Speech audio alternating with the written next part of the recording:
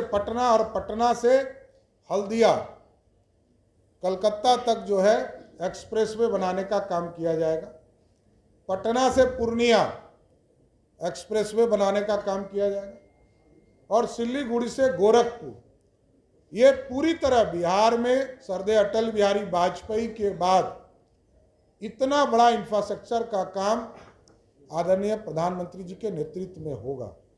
इसलिए विकसित भारत बनाना है और साथ ही साथ मुद्रा लोन के लिए भी, कि मुद्रा लोन के माध्यम से लगभग 42 लाख करोड़ रुपया का उपलब्ध कराया गया, जिससे नौजवान मुद्रा लोन के माध्यम से, स्टार्टअप के माध्यम से रोजगार सृजन का काम कर रहे हैं, रोजगार देने वाला बन रहे हैं। कुछ लोग सिर्फ बयानबाजी करके लोगों को ये कह रहे हैं कि 17 साल बनाम 17 साल, 17 महीने में अपने जिस विभाग के मंत्री थे, चाहे वो पथ निर्माण हो, चाहे वो नगर विकास हो, चाहे वो हेल्थ डिपार्टमेंट हो, चाहे वो RWD हो या पर्यटन हो, उसमें एक भी वैकेंसी नहीं निकली। यही है क्वालिटी ऑफ वर्क। और जिस है एजुकेशन डिपार्टमेंट में सबसे बड़ी वैकेंसी क्रिएशन का काम 2021-22 में हम लोगों ने किया, 1,75,000 शिक्षकों की बहाली का, उसमें भी किसी पॉलिसी को बनाने का काम उस बीच के कालखंड के सरकार ने नहीं किया। और जो हम लोगों ने 2021-22 में वैकेंसी क्रिएट किया था, उसी वैकेंसी को PPSC को हम लोगों ने देने का निर्णय लिया था। उसी वैकेंसी पर बार बार की हमने किया। अरे आपके आदरणीय माताजी, पिताजी दोनों मुख्यमंत्री रहे बिहार में, 1 लाख लोगों को भी सरकारी नौकरी 15 साल में नहीं मिला। और नीतीश कुमार जी ने 2005 से लेकर 2020 तक में 7.5 लाख लोगों को नौकरी दिया। और 2020 से 2025 में NDA का कमिटमेंट है कि हम 10 लाख सरकारी नौकरी देंगे। इसके साथ साथ 10 लाख लोगों को रोजगार देने की चर्चा हम लोगों ने किया था, जो बढ़ा दिया इस बार। अब 94 लाख लोगों को हम लोगों ने चिन्हित किया है, जिसको 2 लाख तक का सहायता बिहार सरकार देगी, पूर्ण रूप से सहायता देने का काम करेगी। इसके साथ साथ अभी तक लगभग 50,000 से अधिक लोगों को उद्यमी योजना के माध्यम से 10 लाख रुपया उनको उपलब्ध कराया जा रहा है, जिसमें 5 लाख रुपया सहायता दिया जा रहा है और 5 लाख रुपया उनको इंटरेस्ट के तौर पर, कम रेट के इंटरेस्ट पर देने का काम किया जा रहा है। इसलिए रोजगार, नौजवानों को मुख्य धारा में लाना, ये NDA सरकार की प्राथमिकता, इसमें कहीं दो मत नहीं। और कानून भी हम लोगों ने बनाया है। ये माफियाओं पे कार्रवाई करने के लिए अब लिस्टिंग का काम सभी जिले में शुरू कर दिया गया। मार्च के महीने में हम लोगों ने कानून बनाया है कि जो माफिया हैं, बालू माफिया, शराब माफिया और ज़मीन माफिया, जो गरीबों के ज़मीन को हड़पने का काम करते हैं, उनको भी हम लोग चिन्हित करने का काम शुरुआत किए हैं। और इस सारी प्रोसेस को पूरा करके अब कार्रवाई करने का भी समय आ गया है। इसलिए जिस तरह देश में मोदी जी की गारंटी है, जहां भ्रष्टाचार होगा वहां मोदी सरकार का स्ट्राइक होगा, उसी तरह बिहार में भी जहां माफिया होंगे उनके खिलाफ NDA की सरकार कार्रवाई करने का काम करेगा। इसलिए आज बिहार के विकसित बिहार बनाने के लिए, भारत को विकसित बनाने के लिए, दुनिया का ताकतवर देश भारत को स्थापित करने के लिए हम सभी चारों लोकसभा क्षेत्र के आम मतदाताओं से आग्रह करते हैं, निवेदन करते हैं कि एक एक वोट भारतीय जनता पार्टी, हिंदुस्तानी अवाम मोर्चा और लोक जनशक्ति पार्टी रामविलास के उम्मीदवार को एक एक वोट देने का काम कीजिए। और आदरणीय नीतीश कुमार जी का और आदरणीय प्रधानमंत्री जी का विशेष बिहार को डबल इंजन की जो सरकार चल रही है उसमें सहयोग करने का काम कीजिए। बहुत बहुत धन्यवाद। बीजेपी प्रत्याशी पुरुषोत्तम रूपाला का जो बयान था, उसके बाद राजनीतियों में नाराजगी दिख रही है। ये राजस्थान, ये बिहार है। बिहार का कोई इशू है तो बताइए। नहीं, बिहार का कोई इशू है तो बताइए।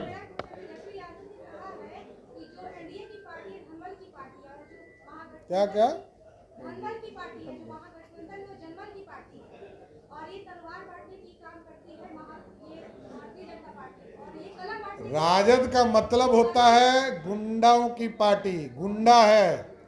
इस पार्टी में जितने उम्मीदवार हैं आप देख लीजिए, किसी ने नाखून कबाड़ा है, किसी ने किडनैपिंग करके मारने का काम किया है। ये है हमारे यहाँ कोई उम्मीदवार का नाम बताइए जो आपको लगता है कि तलवार बांटने का काम करता हो। हम अपने धर्म को पहले पूछते हैं, तब दूसरे का सम्मान करते हैं, इसमें कहीं दो मत नहीं। लेकिन एकदम स्पष्ट रहिए, राजद की गुंडागर्दी को भी ठंडा ही करेंगे, चिंता मत कीजिए। सम्राट जी, सुबह सुबह मनोज झा का स्टेटमेंट आया कि संविधान बचाने की लड़ाई हम लड़ रहे हैं, और सुप्रीम कोर्ट के ऑर्डर के हिसाब से लालू यादव को स्वास्थ्य के बल पे दिया गया था। ये तो क्या भाजपा इस पे भारत सरकार इस पे कोई कार्रवाई? ये जनता को कार्रवाई करने दीजिए। देखिए, लालू जी का बयान आता है संविधान बचाना है, और सबसे ज्यादा कानून तोड़ने वाले नेता का नाम है लालू प्रसाद। सारे गुंडे उनके पार्टी में, सारे अपराधी उनके पार्टी में। और एक चीज जान लीजिए कि लालू प्रसाद जी बिहार में अपराधियों के प्रतीक हैं। पहला नेता जो पंजीकृत अपराधी होकर सजा आपता है। और संविधान बचाने की बात जहां तक है, तो 10 साल से प्रधानमंत्री नरेंद्र मोदी जी हैं, और मोदी जी ने स्पष्ट कहा है कि मोदी तो छोड़ दीजिए, अब अंबेडकर साहब भी संविधान नहीं बदल सकते हैं। इसके बाद बचता क्या है? ये लोकतंत्र है। जिनको लोकतंत्र में लोक लज्जा होता है वही मुख्य धारा में खड़ा होता है। जनता को तय करने दीजिए। उनके लिए आरक्षण का मतलब होता है उनकी पत्नी, उनका बेटा, उनकी बेटी। और भारतीय जनता पार्टी के लिए पूरा समाज ही आरक्षण है। हमारी बहनें कैसे मुख्य धारा में है, इसकी चिंता करना है। पूरे प्रदेश में, देश में 33% का आरक्षण मिले, इसकी चिंता है भाजपा को। लेकिन लालू जी को चिंता है टूरिस्ट बेटी को एमपी कैसे बनाना है, इसकी चिंता है। यादव बार-बार पूछ रहे हैं कि सरकार में आने से पहले जेडीयू के घोटालों का नाम लेती थी बीजेपी, अब नहीं ले रही है, तो क्या अब वो घोटाले दिखाई नहीं दे रहे हैं? नहीं, एक स्टेटमेंट बताइए जहां पे आपको लगता हो कि जेडीयू के घोटाले की चर्चा हमने किया हो। एक स्टेटमेंट दीदी बता दो, आप बता दीजिए तो मैं मान लूंगा। लालू जी के घोटाले की चर्चा रोज करता हूं और पहले भी करते रहा हूं, लेकिन नीतीश कुमार जी के व्यक्तिगत और नीतीश कुमार जी पर कभी ये नहीं कहा कि घोटाले की पार्टी है। बहुत बहुत धन्यवाद। अध्यक्ष महोदय, एक सवाल है। देवेंद्र प्रसाद यादव पूर्व केंद्रीय मंत्री, उन्होंने इस्तीफा दे दिया है। राजद का आरोप लगा के ये राजनीति नहीं करते, राज कर रहे हैं। चलिए, धन्यवाद।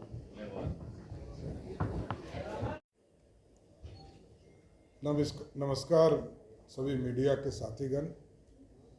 इस मंच पर उपस्थित दक्षिण बिहार के संयोजक और विधान परिषद के सदस्य अनिल शर्मा जी, पार्टी के महामंत्री जगन्नाथ ठाकुर जी, राजेश वर्मा जी, मीडिया प्रभारी दानिश इकबाल जी, प्रदेश मंत्री गुरु प्रकाश जी, सभी मीडिया के साथीगण। आज प्रथम फेज के कुछ मिनटों में प्रचार अभियान समाप्त हो जाएगा, और इसके बाद परसों जो है 19 तारीख को पहला मतदान, पहले फेज का मतदान शुरू हो जाएगा। आपके माध्यम से मैं पूरे बिहार में जो 4 सीटों पर चुनाव हो रहे हैं, औरंगाबाद, गया, नवादा और जमुई, तमाम मतदाताओं से आग्रह करना चाहता हूं, निवेदन करना चाहता हूं, देश के यशस्वी प्रधानमंत्री जी को मजबूत करने के लिए, भारत को श्रेष्ठ बनाने के लिए, भारत को विकसित भारत बनाने के लिए, साथ साथ विकसित बिहार बनाने के लिए सभी लोगों से अपील करता हूं कि भारतीय जनता पार्टी और एनडीए के दो साथी हिंदुस्तानी अवाम मोर्चा और लोजपा के उम्मीदवार वहाँ लड़ रहे हैं। आदरणीय नीतीश कुमार जी का समर्थन एनडीए को प्राप्त है। आगे के फेज में जेडीयू सभी सीटों पर दूसरे फेज में चुनाव लड़ेगी, लेकिन हम आग्रह करना चाहते हैं पूरे एनडीए के तरफ से आम मतदाताओं से कि सभी सीटों पर नरेंद्र मोदी जी के नेतृत्व में जो एनडीए है उसको मतदान करें और विकसित भारत का सपना जो इस देश के यशस्वी प्रधानमंत्री जी ने देखा है 2047 का भारत कैसा होगा, उस भारत के कल्पना के लिए मतदान करने का काम करें। और प्रधानमंत्री जी ने स्पष्ट तौर पर अपने संकल्प के माध्यम से बताया कि हम गरीबों को 4 करोड़ से अधिक घर हम उपलब्ध करा चुके हैं और 4 करोड़ घर पिछले 10 साल में उपलब्ध कराया गया है। और आगे किसी भी कोई भी देश में गरीब वर्ग के लोग हैं उनको पक्का मकान देने के लिए 3 करोड़ घर और अधिक बनाने का काम भारत की सरकार करेगी। इसके साथ साथ बिहार में लगभग 55 लाख लोगों को पक्का मकान प्रधानमंत्री आवास योजना के माध्यम से दिया गया। बिहार की सरकार ने जो 96 के पहले घर बने हैं उसको आदरणीय नीतीश कुमार जी ने सहमति दिया है कि वैसे घर को भी हम बनाने का काम करेंगे। जो ध्वस्त हो गए हैं, टूट गए हैं, उनको भी मरम्मती के लिए भी पैसा देंगे और 96 के पहले जो घर बने हैं उनको अलग से भी बनाने का काम करेंगे। इसके साथ साथ विशेष तौर पर आयुष्मान भारत जो हेल्थ कार्ड है, हम लोगों ने पिछले मार्च महीने में लगभग 2 करोड़ से अधिक लोगों का हेल्थ कार्ड बनाने का काम बिहार में किया। और ये गारंटी है अब किसी भी हॉस्पिटल में जिनको भी नेशनल फूड सिक्योरिटी एक्ट के माध्यम से जिनको भी 5 किलो अनाज मिल रहा है वो 5 लाख तक का इलाज कराने का काम किसी भी हॉस्पिटल में कर सकते हैं जहां भी इम्प्लॉयमेंट का काम आयुष्मान भारत का है। साथ ही साथ बिहार को विकसित बनाना है। कई एक्सप्रेसवे हम बनाने का काम आगे के दिनों में करेंगे, चाहे वो बक्सर से लेकर भागलपुर हो। अभी 4 लेन बन रहे हैं, इसको हम लोग 6 लेन में अपग्रेड करने का काम करेंगे।